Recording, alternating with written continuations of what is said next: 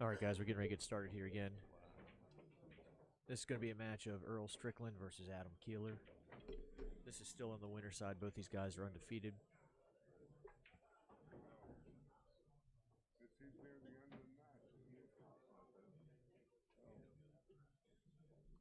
So I think Adam's putting his cues together now. So they are getting ready to get started here. This is a race to 7 alternating break. They're going to flip the coin here to see who's going to get the break.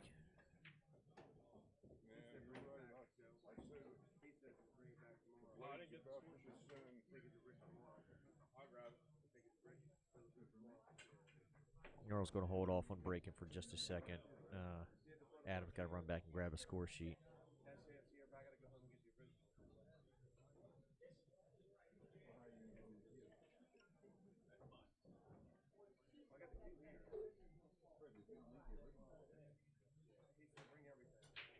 Who won this match? Yeah, go ahead, Sam.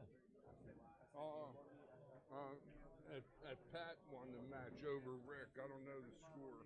Okay. Last I saw over there, Rick had 4, and then I started watching Lloyd's match. No, I don't know what the final was. I did a match with this guy on the Action Tour, on the Mez Tour, when he shut out Josh Brothers in Drexel line. Beat him 9-0.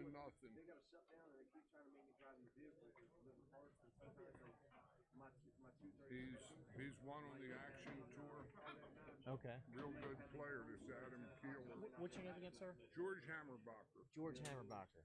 Again, pleasure, Scott Henry. If you want, you can put headphones on. You'll be able to hear it a little bit better. Okay. Oh, sorry about the feedback, guys. All right, can you hear now? Perfectly. Are you good with me? Absolutely, absolutely.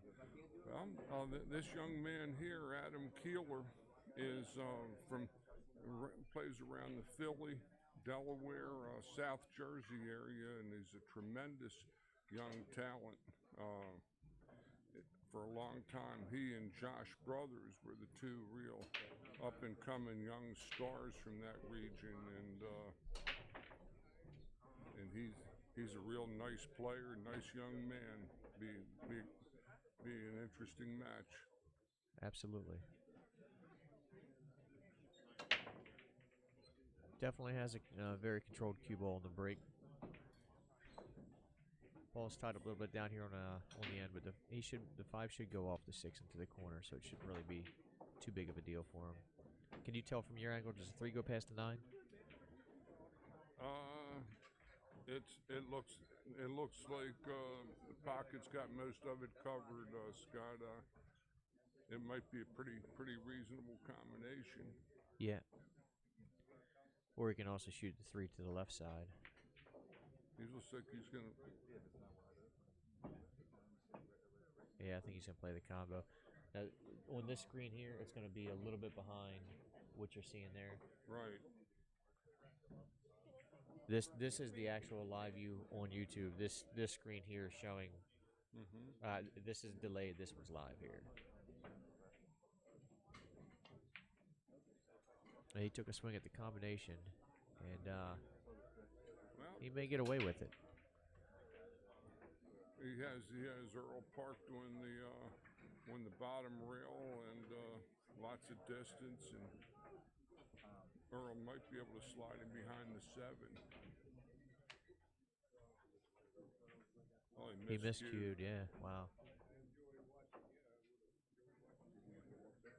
He did just feathered the 3, but reached no cushions, and that's a foul and cue ball in hand for Mr. Kielar. He's going to probably just send the 3 down next to the 9 and stick Whitey behind the 5 ball and either try to get the combo on the ball in hand or go. That wasn't the best shot because he did leave an open cushion. He didn't freeze Earl on that 5. And he left him a 1 rail kick too.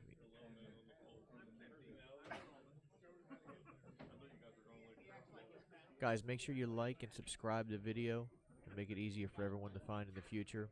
Also, check out our sponsorship pages. Ewan Simonis, Bank Shots Bar and Grill is a host location. McDermott Cues, Navigator Tips and Chalk, Tap Pool Leagues, Felipe Custom Cues, Aramith Pool Balls.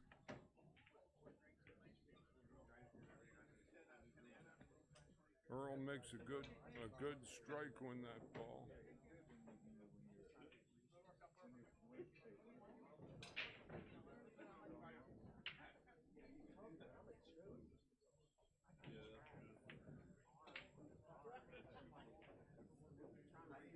So he doesn't seem to be too happy with his position there.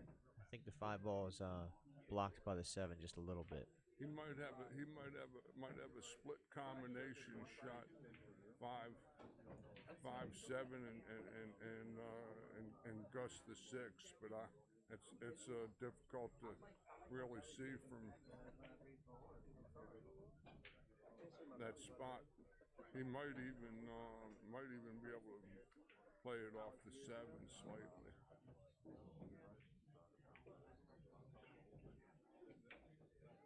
Oh, he wound up going off the 5 and the 7 there.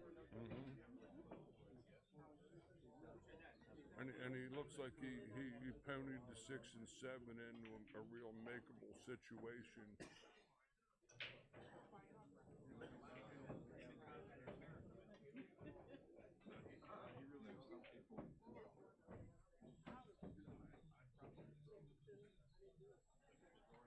This is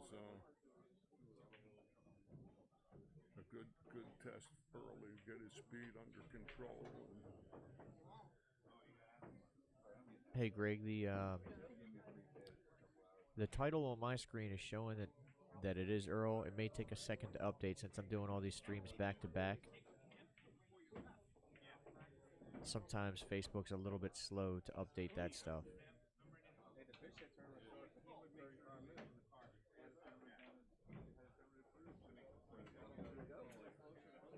And Adam was able to pull out the first win there. Yes, off of his break. Yes, indeed. This is alternate break, and what's the set to? 9. Race to 7. Race to 7. Both these players are still undefeated, or I believe that I don't know. Yes, this is a winner side match. Both players are still undefeated. Chris, thanks for the update that the labels are correct. Okay.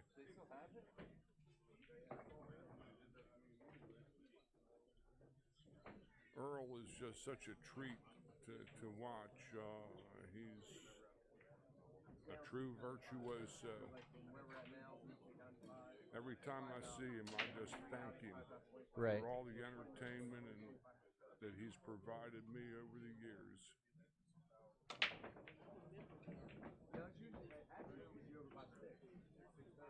So do you know what the story is behind the tape on the fingers and the stick? And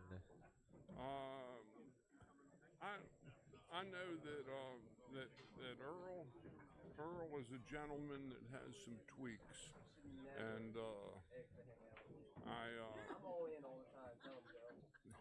he was playing with a cue that was like almost 70 inches long, if not longer, and cue pool players just like a certain feel and the balance, and all that tape brings the balance back in his cue, and something that Earl has come to prefer, because the shaft is still going to weigh only around 4 ounces, but it's hard to say what that entire package that he's wielding might weigh, Scott. Might be 23, 24 ounces with all those tape. I'd expect it to be much more than that. Closer to 30 maybe. But Earl draws the ball so well that maybe that'll help mute his draw with bringing the balance in his cue back towards the butt. A lot of like production cues will front end heavy balance the cues so that the beginners can draw the ball and it'll buy the cue. And So Earl, in typical fashion, is getting a little upset. He's saying he got sharked and he's beating on the wall, but yet he's got the longest queue in the house. that's it's unfortunate that happens because uh, there's no real percentage in making any excuses. Right. It just takes energy away from us to be angry. And it's a long grind, one of these 128-man events. Haven't played in lots of them myself in my career. I like him to come rail first and kick this four, and he can land 2 rails and get online.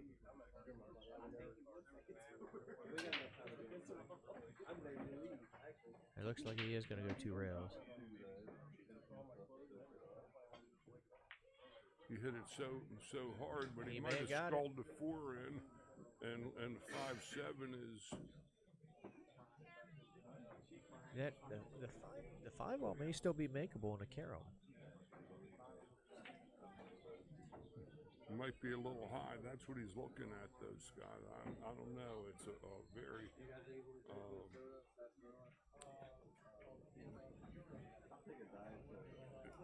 he's actually on the wrong side of it to have it come and double kiss as the 5's going in the other direction. Right. He might have to play the kick to make the combination. Or yeah, that might be the carom is what he's playing. And so I heard through somebody that may have talked to Earl. Oh, he makes kiss. both of them. And on his fingers, he said that since he's gotten older, that his hands shake and it helps stop the shaking. Oh, Now yeah. on the cue, I don't know.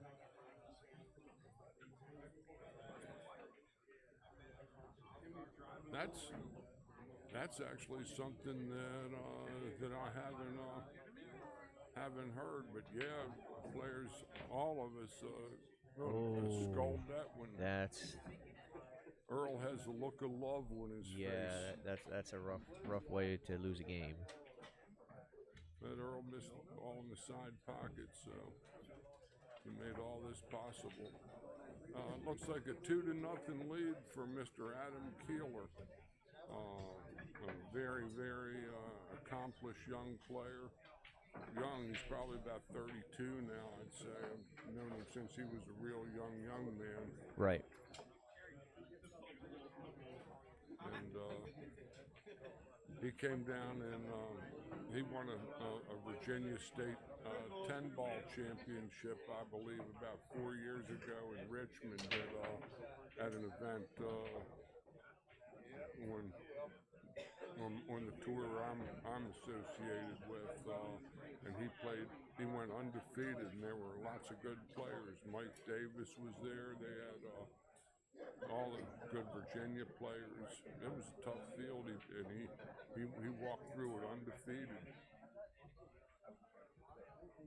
That was actually a really big game for him to win there because he took a win from Earl's break, and then he gets to follow it right up. So now it gives him one of the few possibilities to put a little pack together in an alternating break format. Oh well. Yeah, spoke too soon. Well, Earl looks like he's got the edge of the 1, but he may still kick this and try to go for the 9. If he edges it, I don't think he can. I'm not sure if he has the angle to actually play the straight combo. I can't tell. Honestly, sitting down this low, I can't tell if he goes past it or not. Okay. Look at this. He's going to fall pretty nice on the short side of that deuce, and this is where we're going to see Earl start to go to work, we think.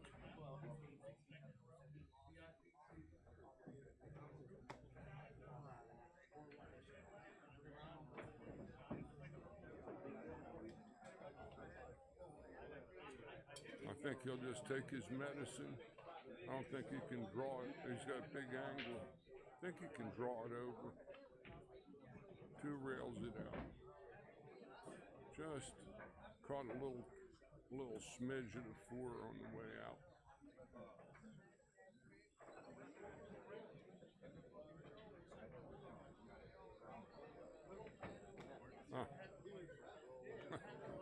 He actually had enough inside to bring that ball back against the grain that time, Scott. What a stroke. Well, this is as routine looking as the law allows.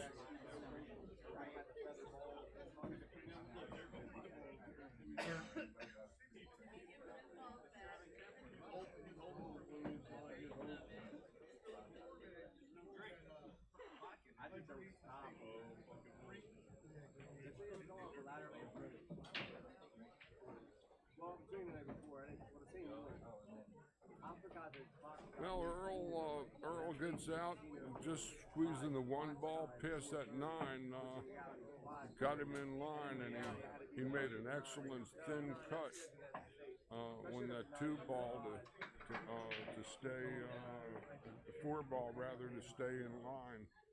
And Earl, he won this Maryland State 10 ball championship here last summer in August, and beat several fine touring pros that were in the audience, including a young phenom from the Philippines named James Aranis, who's starting to make noise in this big boy world. But it's 2 games to 1, and Strickland is back on serve.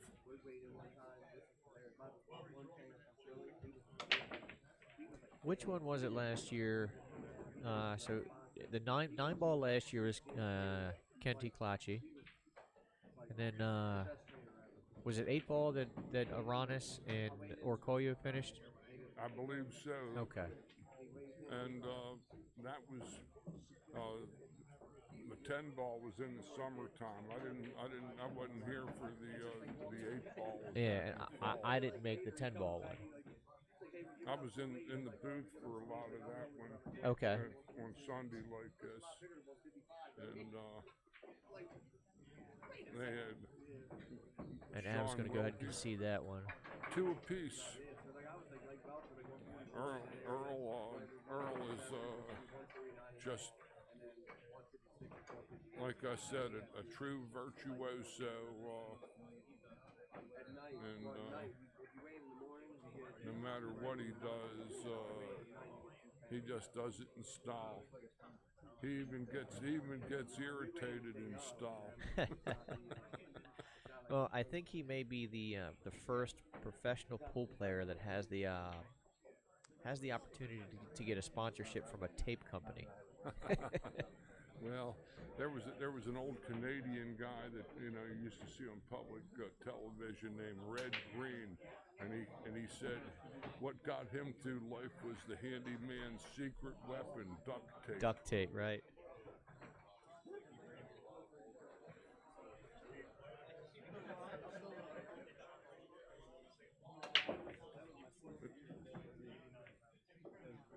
Adam broke him great, but it looks like the 1 is sort of. Now this is no win or loss on the break in this format, so the 9 ball is going to get spotted, and Adam will continue to shoot.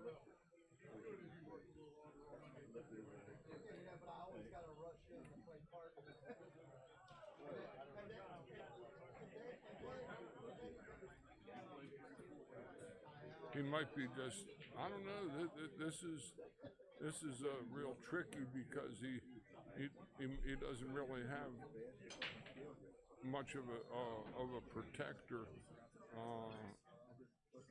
The only thing I see is pushing that 1 ball, banking the 1 ball back down toward the 3, and letting the cue actually come off the 7 a little bit and try to tuck it behind that ball, behind the 5 ball.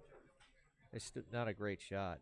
That's tricky because he might lose his ball in that bottom left corner.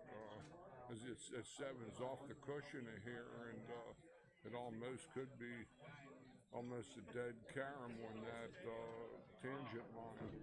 But let's see what he does. Let's see who's make the call here. This is great. 128 player field, and we're down to around 24 players. I understand. And not only 128 players, I think there were 15 or 20 players on a waiting list. Oh, sure. This is an ideal prep for another major event. Oh, he didn't want to skull that ball in, I don't think. No, not. No. At least he can hit this too. Well, he did come off the 7. It looked like if it didn't go, he may have been okay. Yeah. A good prep for a big event coming up next month up the way, you know, in the Philly area. So tables like this, it's ideal. Get these guys out and get them in competition. Adam tried to skinny him behind the 6, and I think Earl is off to see the wizard. So Marty commented that our audio was a little low. Marty, if you can hear me a little better now, let me know. Hey, how about him? Can you hear me okay, Marty?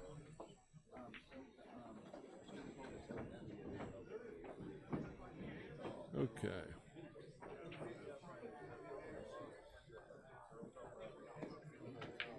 Always appreciate the comments from the cyber sweaters.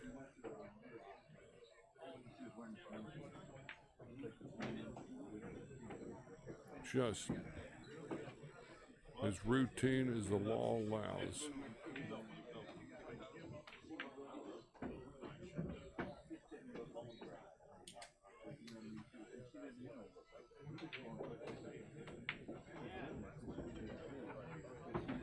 All right, Chris, thanks for the update. Chris, Marty, I'm Scott, and I'm George Hammerbacher. What you said, yours is good, other is a little low. When you say other, I'm going to guess you're talking about George. Yeah, I guess that. I don't know. I can hear me. It's just a question of. If you slide it a little closer to the mic, it'll pick you up a little better. Like this? Yeah, that actually sounds a little better there. Okay. All right. We can do that. And Earl is now taking a 3-2 lead, and he's breaking the balls. Even on the best equipment, these players will struggle with getting good clean racks, which is instrumental in a game like this.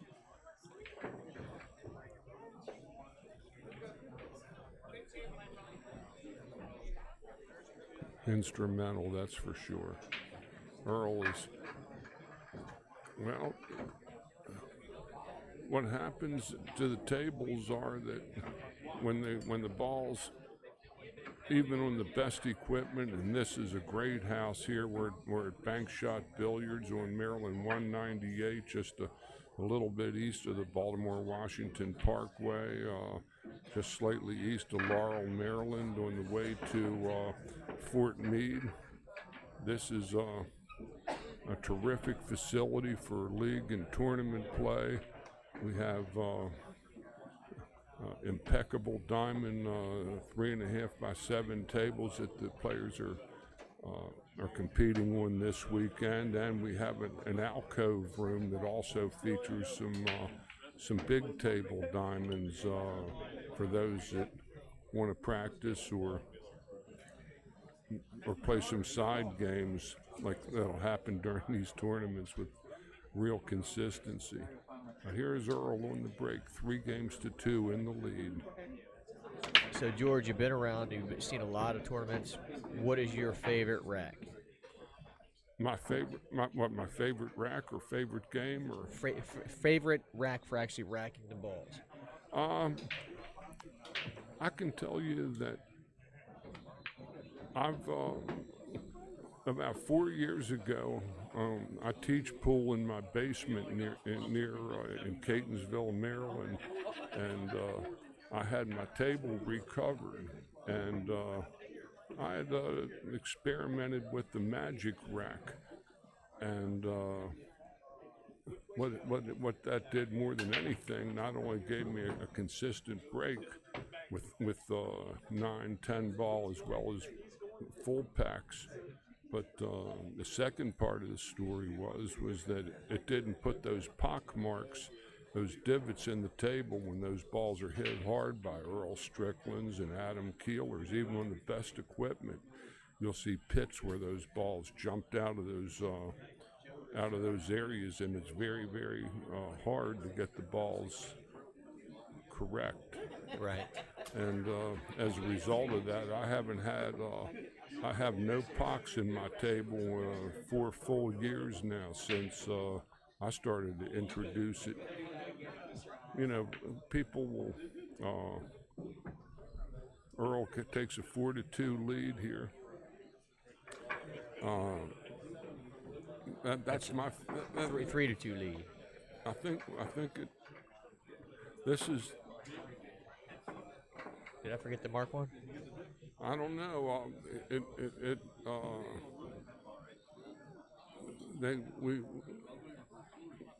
Sometimes they'll have one of those things that, those flip score things, that you can see, and I don't see any pennies on the table. They're marking them with scorecards. And he's got the score sheet over there. Well, I believe it was 4-2 myself, but that would be an unofficial estimation that Earl has won.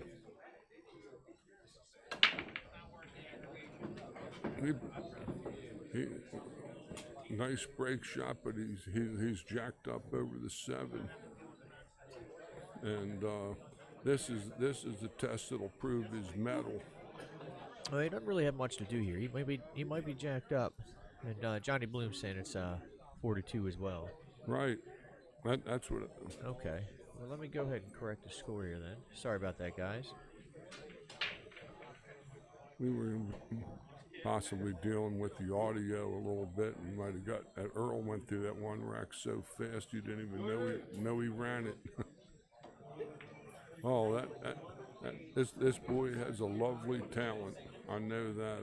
I saw him play a few times, and he doesn't have any fear either. He's definitely one of the ones in the room that he can win it, and if he does win it, nobody can say anything about it. There's a couple guys still left in the tournament that you would never expect to be where they're at. Well, we have a couple boys from Virginia Beach.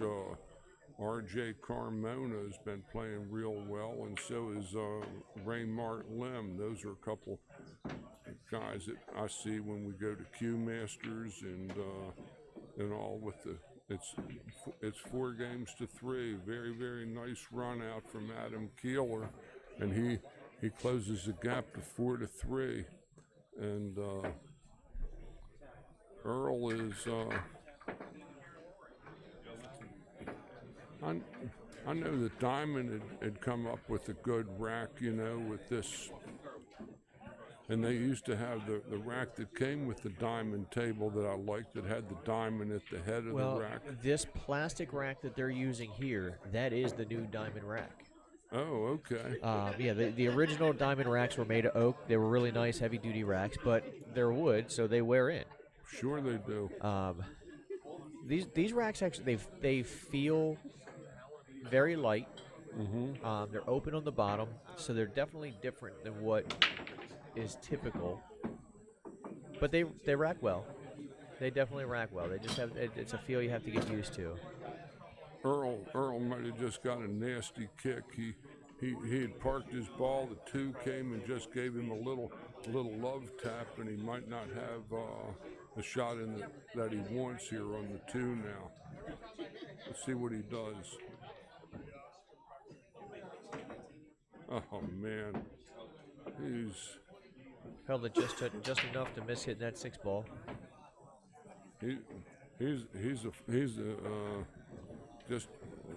Just makes it look so easy and so routine.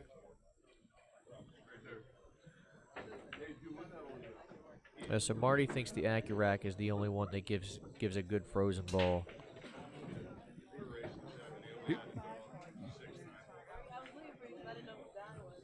He's looking to come in off the 3rd rail and split the 5/8. I believe that was what what his path was. But the nine might be a bit in the bit of the argument position. To me, it looks like the 5 actually goes without the 8 being a factor. The 6 will stop you. I'm sorry, the 9 will stop you for the 6. He called it in the corner pocket. Now we'll find out with ball in hand if the 5 actually does go. That looks like a definite photo finish on that one. He might play the 5/8 combo. Yeah.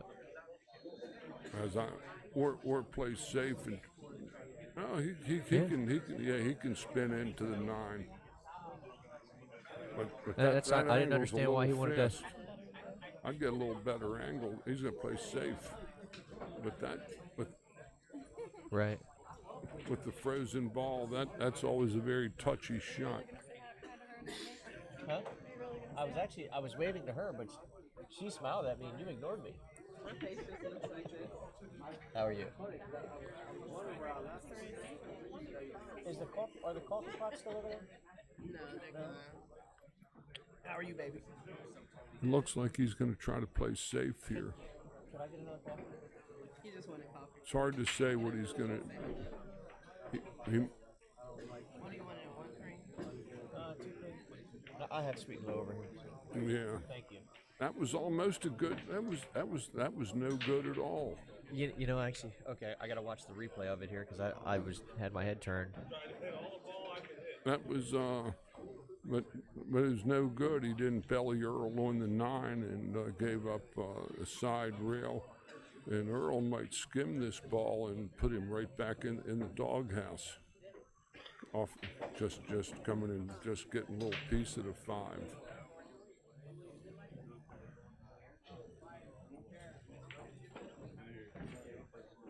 He kicks it in. He gets scourged. House rules here, no jumping. So not that Earl's going to jump this ball anyway. Earl is definitely going to kick over a jump any day of the week. Well, thanks for sharing that with me, Scott, because I wasn't here for the players meeting, but now that I remember, they couldn't do that playing that 10 ball last summer. Right. Earl sold it out. Little firm on that. He would have liked to have rolled that about a ball less. Lots of high left and 3 cushions. Gonna come around the mountain. Got to watch the scratch. He's gonna go 1 rail, but it's got to hurry. That's new cloth here, so that's still gonna be okay. Yeah. This is a good natural speed shot to slice this in and go back up and back to about the middle. This is about middle table off the 2nd cushion. Well, and he just showed us he likes going up and down, so. That's usually the preferred way on bar tables. And he chooses to go to a 3rd, and that's perfect. He's perfect indeed. As soon as it was struck, Earl was comfortable giving him that ball. 4-4. Oh, you know what? Okay. I see what I did wrong before. When I put the score up last time, and when I was confused about the score, I put it on the wrong side. Oh, that's what got me. I've been in your seat for a long time, and I've caught myself more than once. But you know. All right, so we're 4-4. We're faux. And Adam is back on serve here again, and Let's see if he continues to squat the cue ball.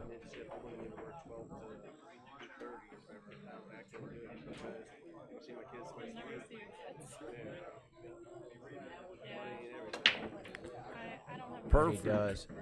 And usually even when players squat the cue ball as well as Adam did, so often there's that torrent of balls coming out that kick it around a little bit, but that one stayed free from all oscillations. He's hooked a little behind this 6 ball. Well, it's the rollout isn't that attractive.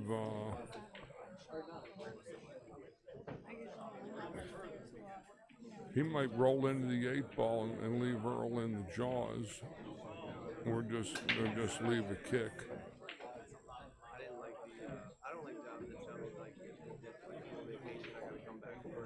Where Earl doesn't have the play at the 2-8. Well, and Earl's kick game is second to none.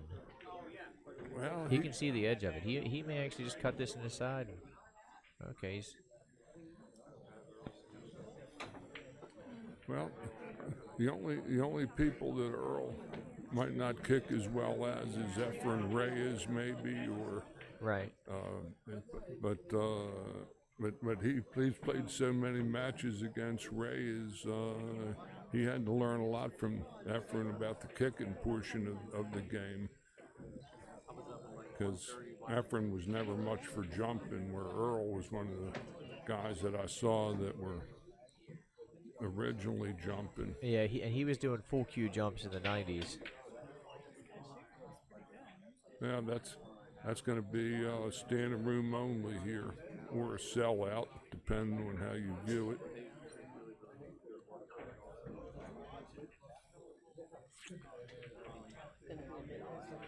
Okay, thanks.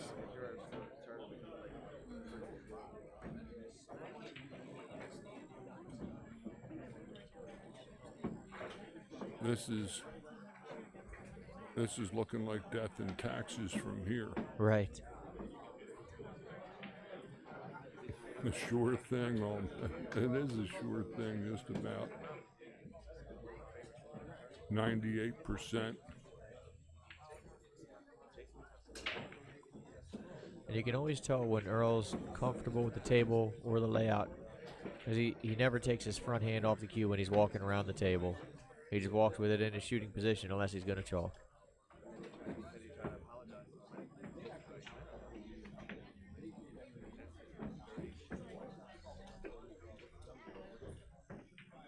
Mr. Strickland now takes a 5-game-to-4 lead over Mr. Adam Kielar in this race to 7, and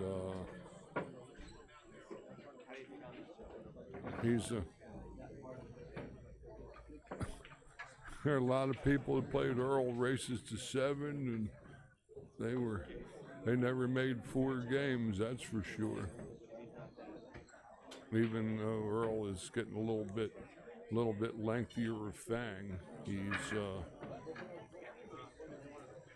still a fantastic player, especially rotation sports like 9 and 10 ball. He's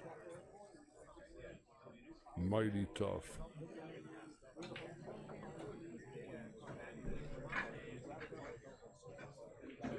Still probably top 10 to 20 in the world at his age.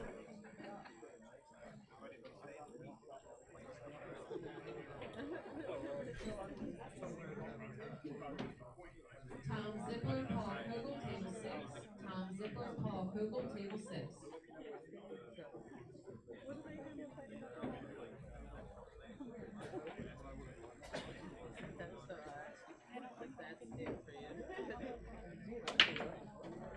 That time it wasn't a well hit break. Earl sliced those balls. He can't, and he got lucky as sin. The 2 ball parked in the corner pocket, and he stole that one. He didn't hit that break with any real. He's definitely got a more powerful break than Adam. Well, He had one of the most powerful breaks anybody ever saw. You know, just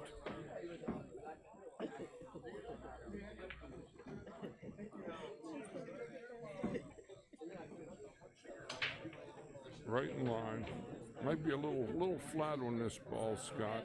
Yeah, he was looking to get below that a little bit. The danger with the low right draw is going forward.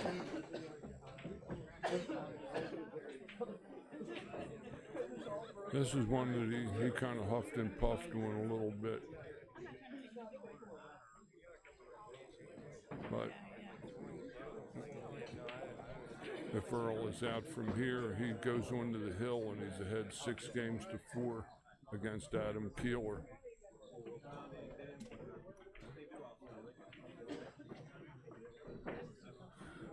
Adam is just all of a sudden, it's just with this alternate break, when folks fall behind in this format, it's very, very difficult. My experience in watching and announcing these tournaments over the last several years, that people can come back at higher levels of competition with the alternate break format. It definitely makes it tough to come back from. But I saw in one of these chat rooms or billiards that somebody was bemoaning the fact that the alternate break is killing pool, and I would have to beg to differ, and you wouldn't have 128 player fields. Joey Mastermaker, table 11. Well, not only that, I was going back and forth on a thread earlier, and somebody wasn't happy that Earl's allowed to play in this tournament. Well, the big names draw more players, and if this was an alternate break, then yeah, I mean it'd be a lot more of a walkthrough for guys like him. Oh well, yeah, you know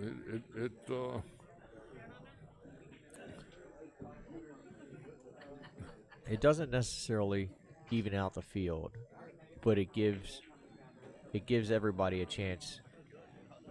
You know, I had a match. I played. I used to play in a local tournament at Baltimore Billiards back in the late '90s, early 2000s, and 3 weeks in a row I drew Joe Cataldi.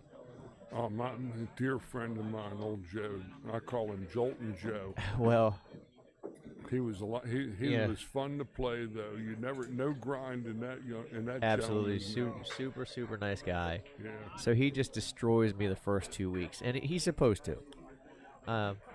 So the third week that I play him, I can't even remember what the race was, but I got up on him like 5-1 or something like that, and I'm excited because, like I said, 2 weeks before or 2 weeks in a row, he's just absolutely destroyed me.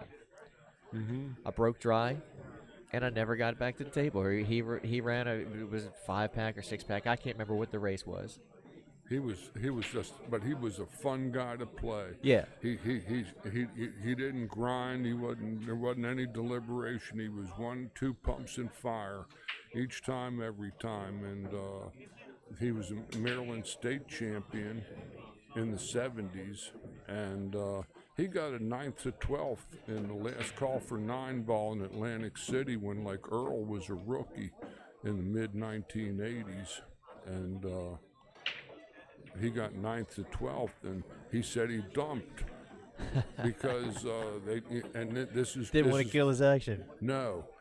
He said that if he would have won one more match, he would have made it to TV, and he would have had to wear a tuxedo. And he was not about to wear a tuxedo.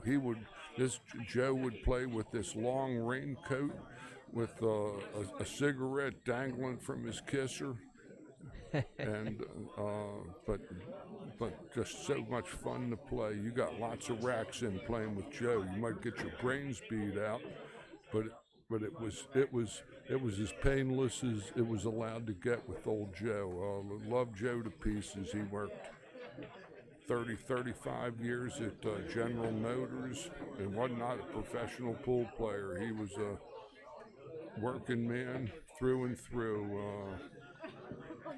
Just one of the finest men I met playing this game, Scott. You mentioned him. He was a few years older than me, but Right. Chet was about 77, I'd say, 78, and he can still play. Well, it looks like meanwhile Adam is gonna at least not go away without a little bit of a fight, and with 2 balls in, he can close the gap to 6 games to 5, and Earl has to follow up on his break to close out Adam.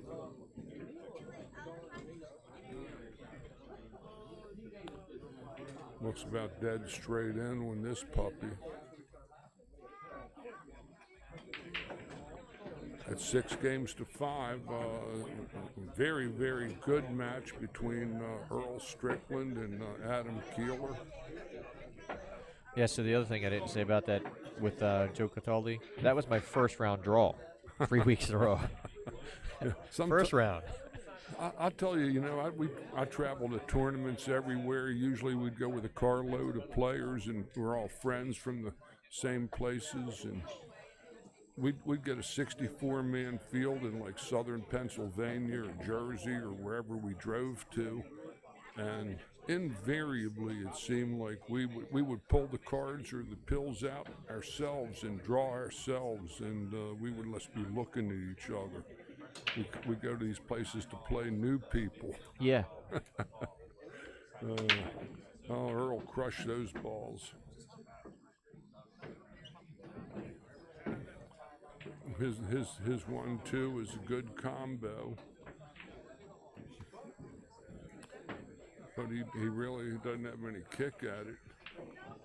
No, to me it looks like he can edge it and just come back and come cross side back over. The 2 ball should go, and he'll be back on the same rail shooting the 1. There may be a little distance between them that I can't see. Let's see if we can blow this up until we're sitting down low. Oh, so there it's is hard. a little distance between them. But the bank is eliminated by that 6 ball, I believe. It's on the cross corner cushion where he's stroking from. He doesn't like it. Yeah, he wants to play with inside, but I think that just a little further away from the corner than what he'd like. Yeah.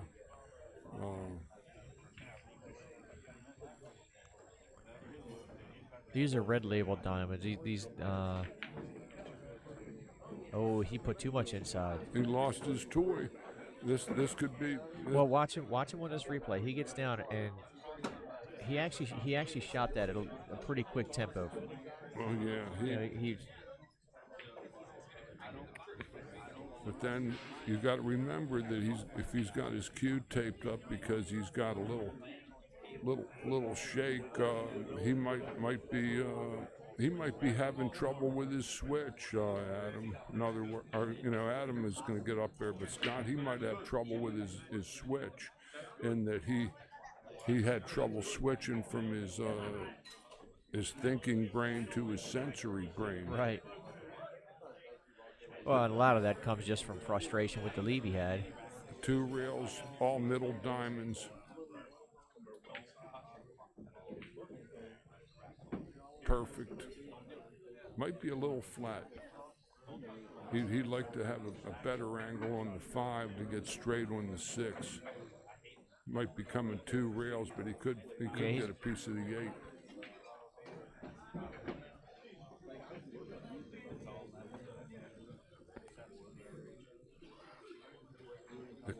The cut takes him back to the short side of the 6. If he comes three rails and back around,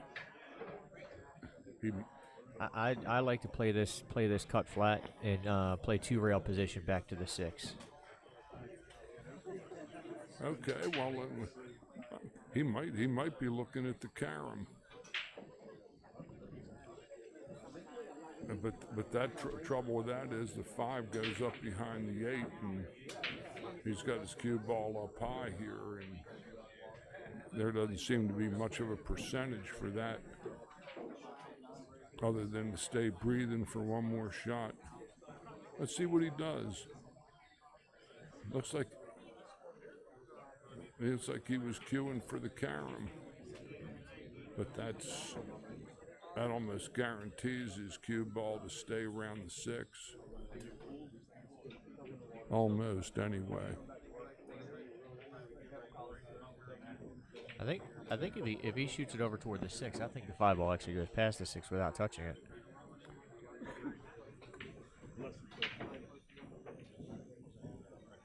He is going to cut it back to the left. But what happens though is that that 8 ball is going to be in the exit lane, off coming up down low there. Let's see what he does. That was a nice shot. He played the 6. That was something we didn't even talk about. Well, the carom on the 6 looked pretty good. That's what he was looking at, but he was very fortunate he make it and fell on the 8 ball good. 8 and 9 in the same hole, maybe.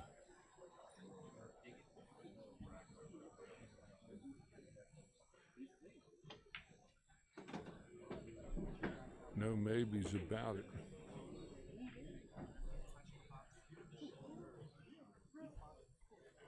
And it's his break too, right?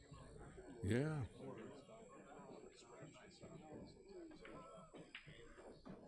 Six apiece. And we got action on table 9 here at Bank Shots on Maryland 198, just about 2.5 miles east of the Baltimore-Washington Parkway. An excellent venue with good food, nice amount of space between the tables. Looks like at least 7 feet or more, Scott, between the tables. And yeah, it's definitely comfortable. When all the tables are filled, it's still comfortable playing on both tables. Yeah. This is it. This could be this could be the what he took another cue ball. What?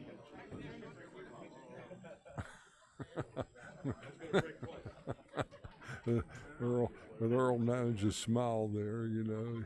He knows the tension of this. He's been in a few of these, so he knows. Let's see if Adam can come up with a good swing here. He parks the pelota and comes up to the Mojave man here. Wow. Dry. And now Earl is... That's a tough feeling when he'll break, you break dry. Mm-hmm. Yes, Many matches are lost that way.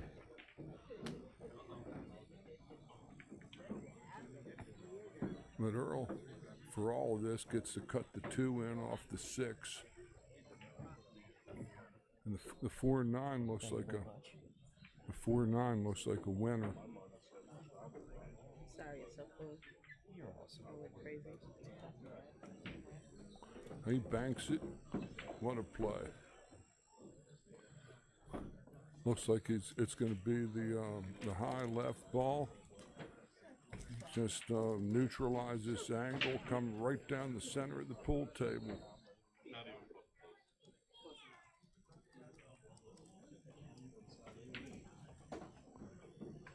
Oh, Earl didn't spin it as good, but he's got a real nice carom with that ultra lengthy cudgel that he's sporting.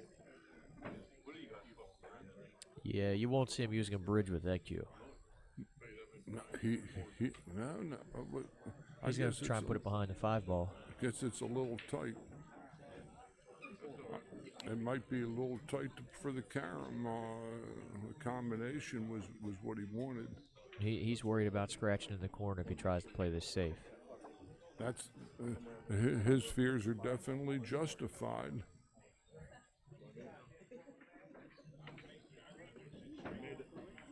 There you go. Earl Strickland takes down Adam Kielar by a score of Hill 6 and 7-6 final. A totally great match here at Bank Shots with a Hall of Fame player against a top regional young gun who gave Earl everything that he could want in this match. And So how does let me ask you this before we sign off. sure. So he's looking at playing that safe there, and then fire that combo in like it was meant to be. Does he think about that after the fact, that maybe he should have never even looked at the safe? Or do you think looking at that safe was the right option there? Actually, I believe that was part of his process, Scott, and that he was going to look at all possibilities, and he was going to clear his thinking mind of everything that he had to think about, and then he could go about and do what he did with his God-given abilities, which is to pocket balls. Give me, let me. I guess he's just beating balls around here. I'm sorry. I want to make sure I'm not missing another match getting ready to start. No, Okay. they haven't announced anybody here. Yeah. Sorry, I'm sorry. I didn't mean to cut you off there. That's all good. But Earl got away. Sometimes in tournaments when somebody shoots at you and you get that one break that he needed, a dry break at the end. Right. That was all a superstar like Earl needs for to keep it moving. Wonderful match, though. What they're talking about here, somebody was complaining that the racks don't rack well, so Rush and Kenny just threw a rack up and said, "Look, they rack fine."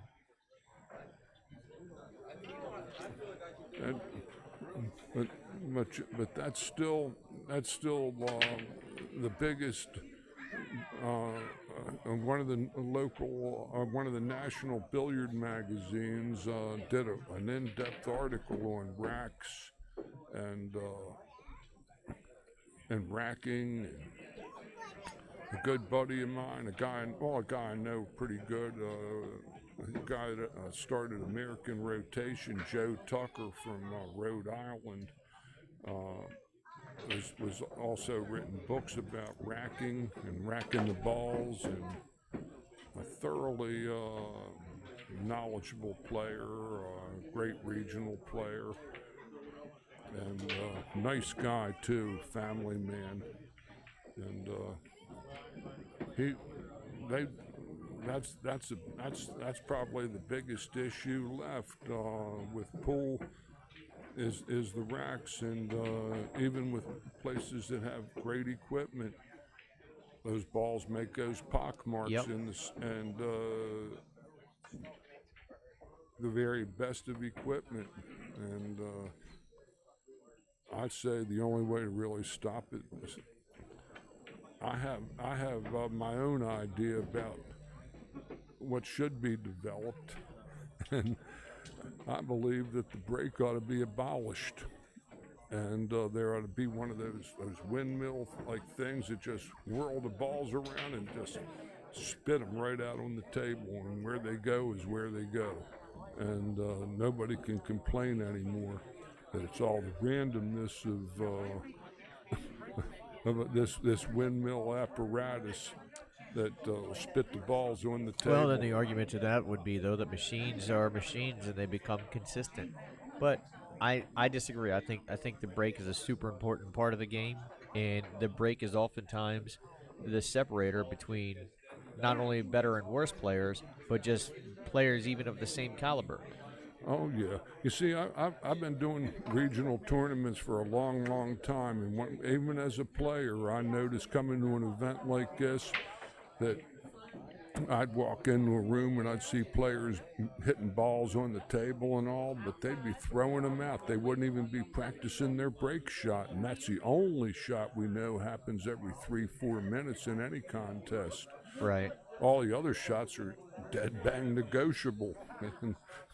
And you know, but I would just do that just to stop hearing the whining and the rack inspectors and these people that are going to do everything, talk out the side of their necks, accuse you of cheating if it's racking your own, or they think you're tilting the rack, or putting gaps between two balls so you can get a wing ball to fly. All that stuff. It takes away from the beauty of things. It gives the things personality. You'll see the personalities of these people, but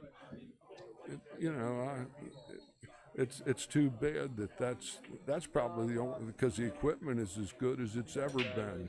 Oh, absolutely.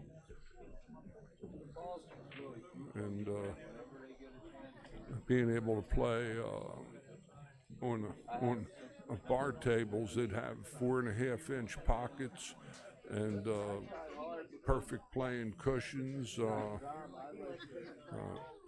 Those are just wonderful, These tables here are tough tables, folks. Bar tables today play better than most 9-foot tables in most pool rooms you'd go to anywhere 25 years ago. Sure.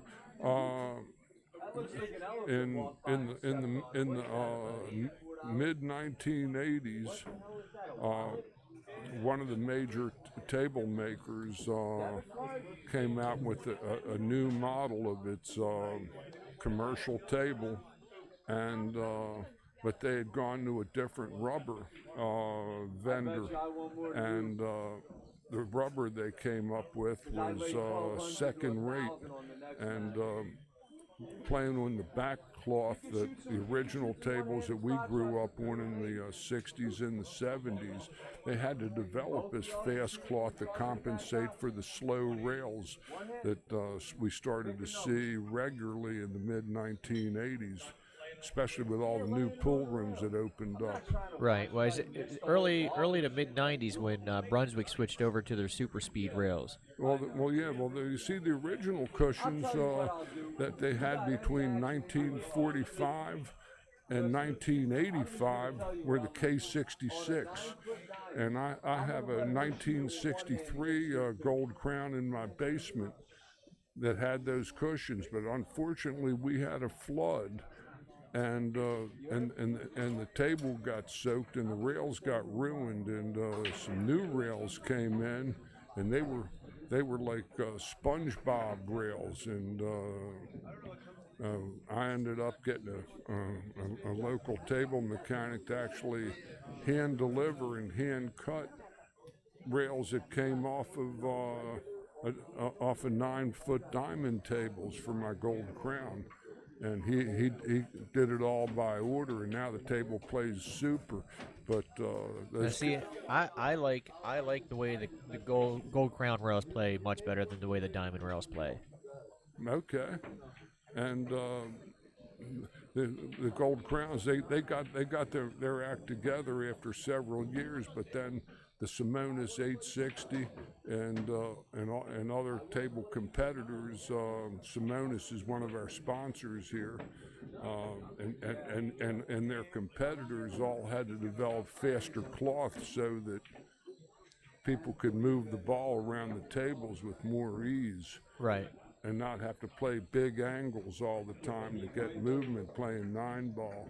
Well, before they had the 860 cloth, when you go to a room and they had the reserve table there, it usually had what is now the Simona 760 cloth. And one of my biggest gripes, one of the things that slippery. Well, and I like that cloth. And one of the things, so when Greg Sullivan, when he was listening to people's complaints, when he started making the bar boxes and everything, he was putting that cloth on a bar box. People complained that it was too fast. So he got together with Simonis, and together they developed the 860 cloth, which is supposed to play ratio-wise about the same speed as what a 760 plays on a 9-foot table. But now bars, well, here's where my gripe is, and it's great. I absolutely love the 860 cloth on a 7-foot table, but now a lot of pool rooms with big tables are putting 860 cloth on the big tables.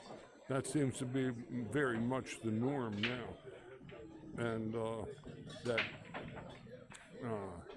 as it is, uh, there are very few pool rooms I've seen. Pool Shark, the 760 is actually the faster cloth. It's like 10 or 12 inches faster on a stent meter than the 860. Right, I took ramps and rolled the balls down myself, and that's about right. It played maybe 2 diamonds faster. If I dropped the ball down a ramp and it would roll down the table, come back, and then come back to like 2 diamonds up to the head string again. On the 760, it would go a little past the side pocket. On the, which would be like an extra 15% or so. Right, and for me, this is the room that I play out of most of the time. So, and I play on both tables. Well, when you put the faster speed on the big tables, you hit the shot with the same ratio of speed when you got to go multiple rails, or even when you just got to roll up, as you do if you put the different speed cloth on both tables.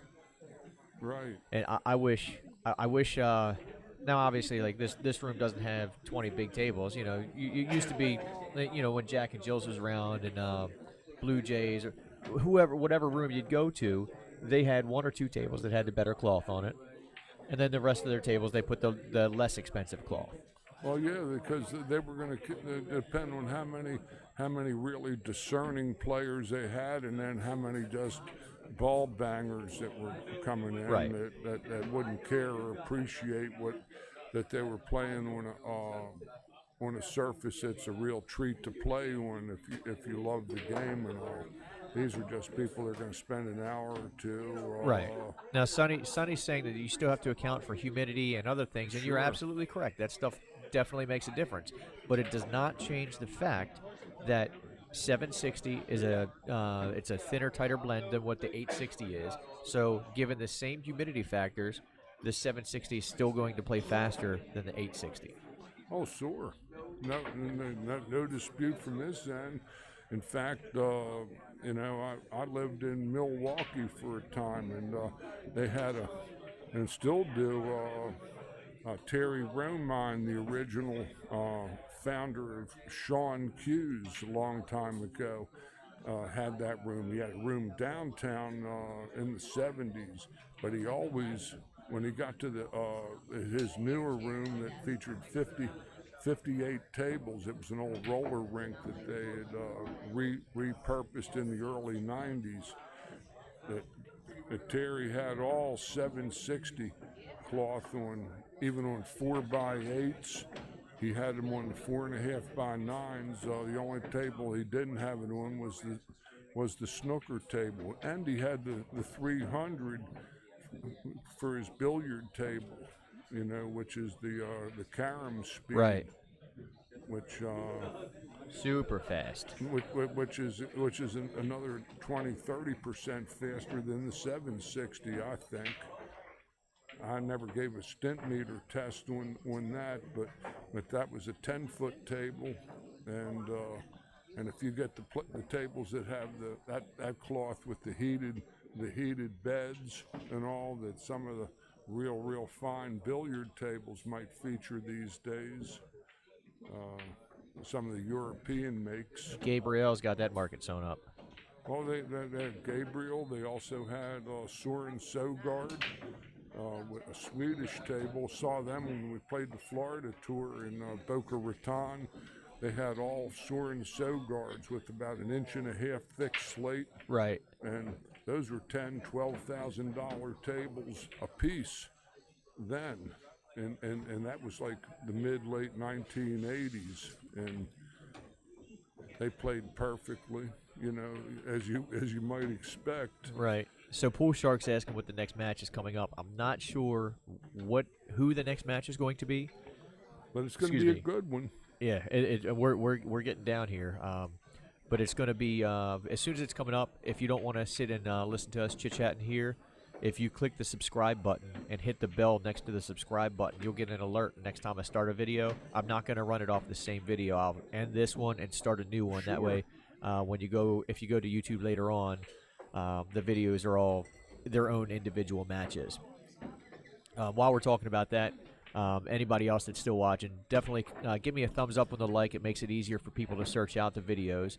And then anybody that wants to subscribe, please go ahead and subscribe. And then if you guys are looking for any type of pool cues, McDermott and Felipe Custom Cues, they're two of our sponsors. Simonis, the cloth we've been talking about, is one of our sponsors. Aramith Pool Balls, obviously #1 pool ball in the business. Lights Out Billiard Apparel, Tap Pool Leagues, and of course our host location is Bank Shots Bar and Grill.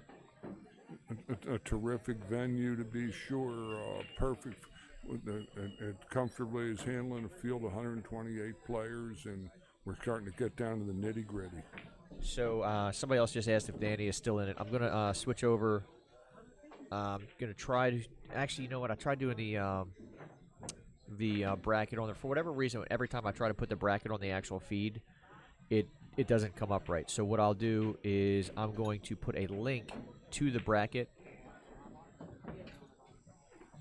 Let's see. So if you guys click the link that I just put there, that'll put the brackets. Those brackets have live updates in them. I'm looking around. I see Scott Haas over there on table 12.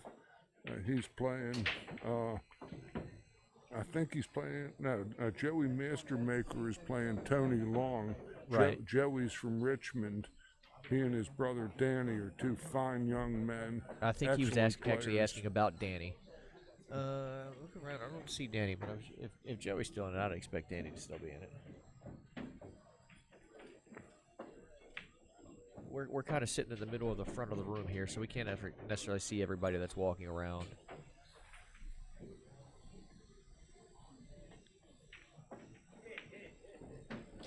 They have 3, 4, 5, 6. They have 11 tables, it looks like, set across this wall, if I'm not mistaken. 14 tables.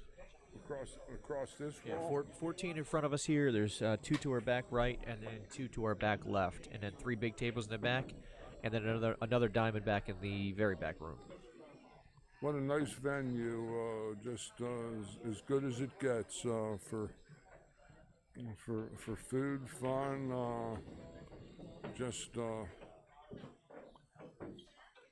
I know that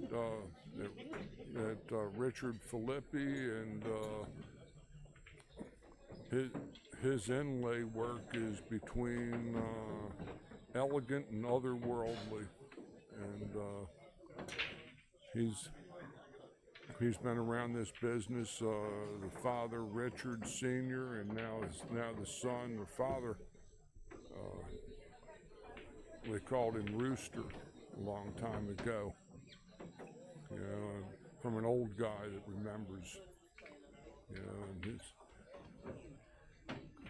know, and Danny or Sonny, you said that both Mastermakers are out. Well, no, Joey Joey's Mastermaker alive. is playing Tony Long right now. Joey still looks like he's fogging the mirror to me. Yeah, so he actually outran his brother today, I guess. Yeah, Danny hadn't been playing much. Haven't seen him much on our action pool tour. He's been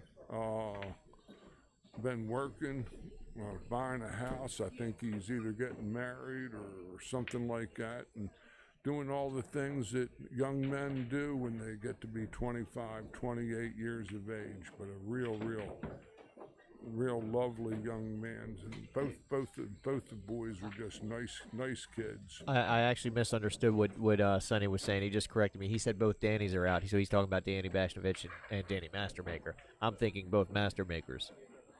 Well, the Kid Delicious was here even, huh? Yeah. I had him on a live stream yesterday. Mastermaker had a stream match yesterday. They both won the stream matches that they were here for. It's one of the hard things about sitting here and actually just doing one match. It's hard to keep up with what all is going on throughout the whole tournament. So it's good to have people come in and sit in with me. Yeah. I'm only Greg Sabins is in the back on the back corner table from Virginia Beach. I don't know. I don't know who he's playing, if or he's just practicing, I think. There is somebody else sitting down there with him. Looks like Scott Haas is playing Eddie Abraham.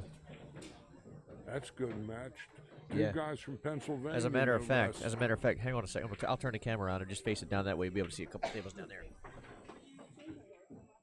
Okay.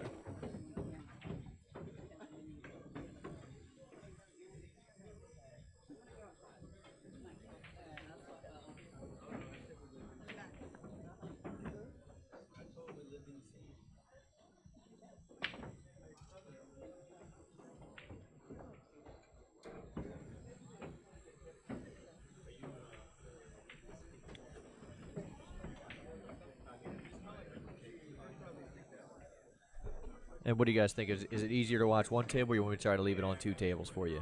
You got Tony Long versus Mastermaker on the first table, and then Eddie Abraham and Scott Haas on the second table. That's on there. That Scott Haas is a great young talent. I remember him.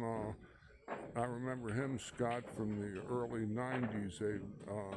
The late great Tim Scruggs had sponsored a tour in southern Pennsylvania. They played York, Harrisburg, Lancaster, and he was just a young guy whose hand seemed to be touched by God almost, And Scott's boy plays pretty good too. Oh yeah, Thomas just got 9th, 12th down there in Newport News at the APT's Bar Box Bash last weekend, and Scott was runner-up to Sean Wilkie. Okay. And that's not too bad. no, we drew around 50 players, and it was a very, very representative type of a field. I was doing a stream down at Brews and Q's a couple weeks ago for one of their tournaments, and Scott Haas was playing on a loser side against, who did he play? I can't remember who he played there, but I thought it was going to wind up with father and son playing for first second, but then Scott lost, and it wound up to be Randy Davis versus Thomas Hall. Is it Tom or Thomas? Thomas, he likes to be called Thomas, yes. Okay. So it wound up to be Thomas against Randy. He wound up losing to Randy, but that would have been good to see a father-son matchup for first second. Randy was down there with us along with Steve Fleming, and a whole bunch of guys came from Baltimore and Pennsylvania and all down to Newport News. It was a real good tournament.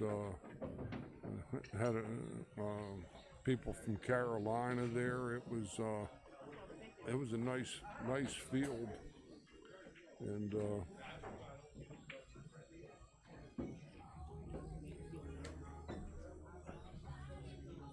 it's a wonderful thing that they can, if they can keep enough regional action like this alive, and we can continue to get some good sponsorship. Can only thank all of the sponsors that make all this possible for us. Wherever you're listening to a live stream, it's a great thing. But we have some real titans at McDermott. I lived in Milwaukee for a number of years, and my teaching sign, hang in their showroom in Menominee Falls, a little northwest of Milwaukee. So it looks like the Tony Long Mastermaker match is over. I didn't notice who shot it last night. Did you? I think Tony was shooting last. Yeah, he's carrying the score sheet. So Danny, or Joey rather, he plays a little under his brother. He still plays real good, and some of his top speed is actually very, very representative. He just has some inconsistency yet. Well, and he's definitely got enough talent playing out of that area to learn from, let alone his own family. Well, he actually the room in Richmond that he plays in is got a junior league. It's a real hotbed. They've had several nationally ranked junior players come out of that room in Midlothian, Virginia. Great room. Sorry. Sure.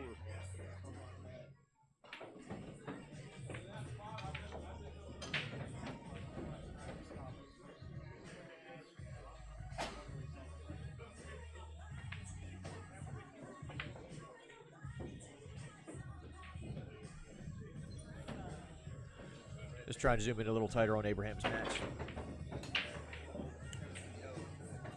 Who's Tom Zippler playing?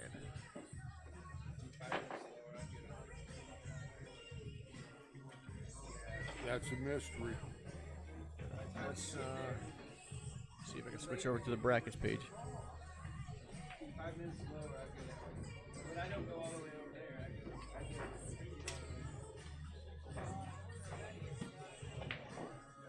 Actually, that's not even. I can't remember where. Oh, here he is up here.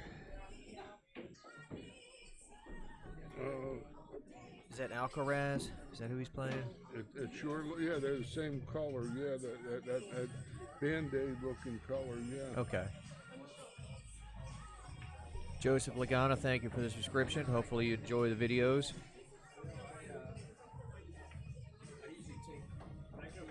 Yeah,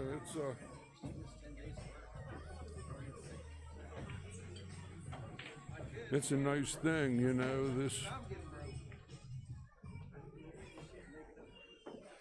This is kind of maybe where a lot of our future might be best indicated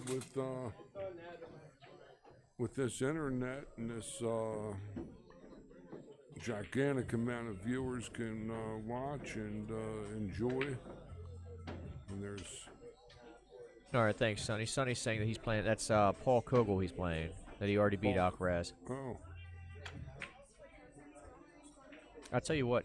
I played Zippler some one pocket, and I've never played in one pocket before. I've only ever played 9-ball against him, and I always heard he was pretty good at one pocket. Wow, he's very talented at one pocket. You play him off of Perrin Parkway? Yeah. I think that's where I might have seen you before. I don't go in there that much. Me either. But that's probably in the greater Baltimore area. That's probably the room at the moment. And see, here's a guy not for little tables.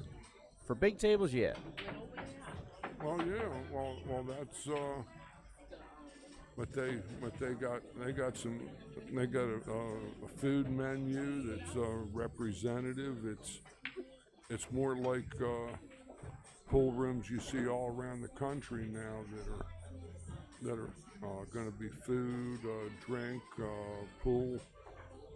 Before, all the rooms in Baltimore County were almost all just strictly timed pool tables, and that was about it. They'd have an occasional, snacks and stuff like that, but they never could hold people in there for any length of time. They'd always have to leave to eat, and then when they got to eating, they wouldn't come back. Yeah, a pool room, especially if it's just a pool room, definitely probably one of the toughest businesses you can get into. You have to have other things, and they got their they got a regular liquor license up there, so that should definitely benefit them. Oh yeah, that's for sure. Yeah.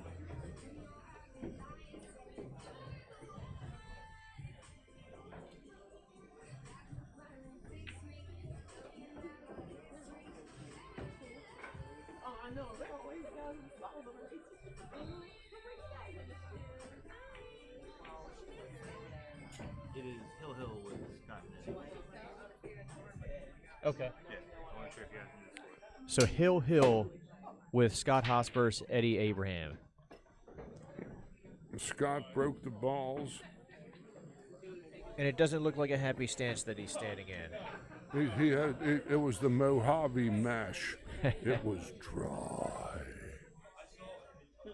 Eddie is a really competent top flight player from the greater Philadelphia region.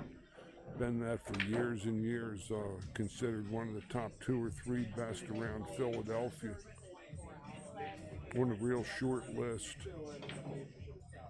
And here he is with an open situation.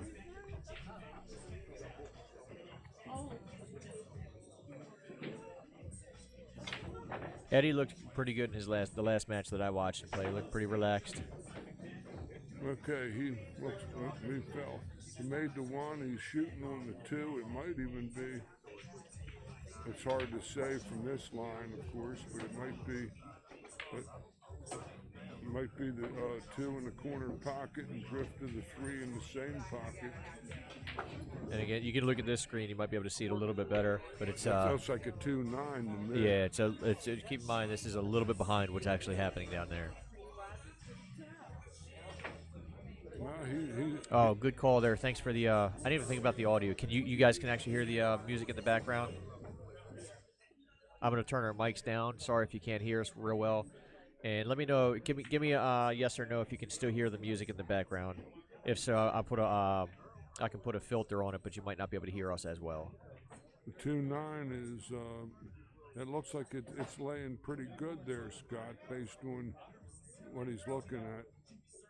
He played lots of straight pool, so he's a good combination player, Eddie Abraham.